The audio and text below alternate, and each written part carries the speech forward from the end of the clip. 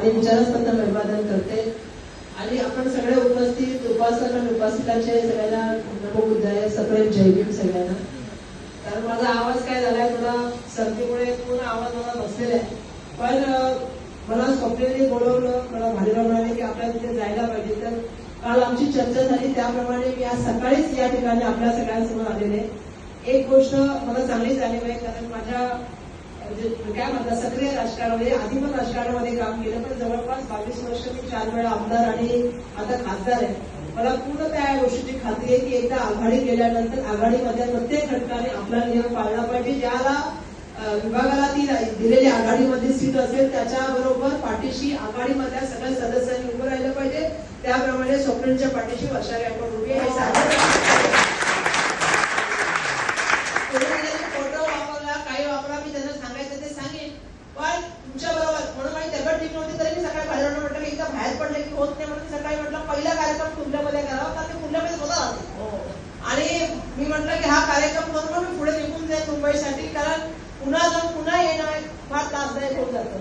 पण मला वाटतं आपण सगळ्यांनी निश्चित राहा. काँग्रेसच्या अध्यक्षा म्हणून सुद्धा मी बोलते आणि तुझी काय म्हणून भगिनी म्हणून पण बोलते, सभा भगिनी म्हणून पण बोलते. कारण शेवटी आपल्या सगळ्यांचे मूळ जे आहे ते बाबासाहेबांचे आपण सगळेजण अनुयायी आहोत. बाबासाहेबांनी सांगितलेलं मला पूर्ण खात्री आहे. मला माहिती आहे ही सीट माझ्यासाठी किती महत्वाची आहे. मला सगळ्यांची कल्पना आहे, त्यांनाही माहिती माझ्या जवळच्या लोकांना.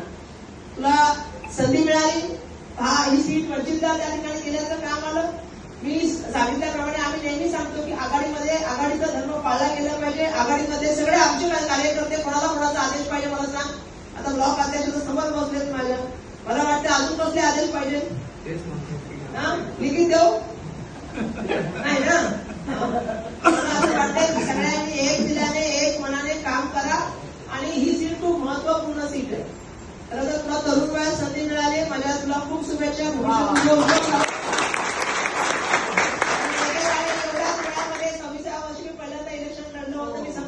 वातावरण झाल्यामुळे कुठेतरी एक कन्फ्युज वातावरण या ठिकाणी दिसतंय. कारण काही लोक म्हणतात, त्यांना पण सांगितलं, पण असं आहे केलं तर तुझ्याशी नाही म्हणून फायदा मला वर कुठेतरी बोलावं लागेल की एकमेकांशी सहकार्य करण्याची भूमिका ही सगळ्यांना करायला पाहिजे. जिथं काँग्रेसचे उमेदवार ते काँग्रेसचा प्रचार, तिथे वंचितचे उमेदवार ते वंचितचा प्रचार, आणि जिथे गवई साहेबांचे उमेदवार आहे तिथे गवई साहेबांचा प्रचार सगळ्यांनी म्हणून केला पाहिजे. ही माझी मनापासून ठीक आहे.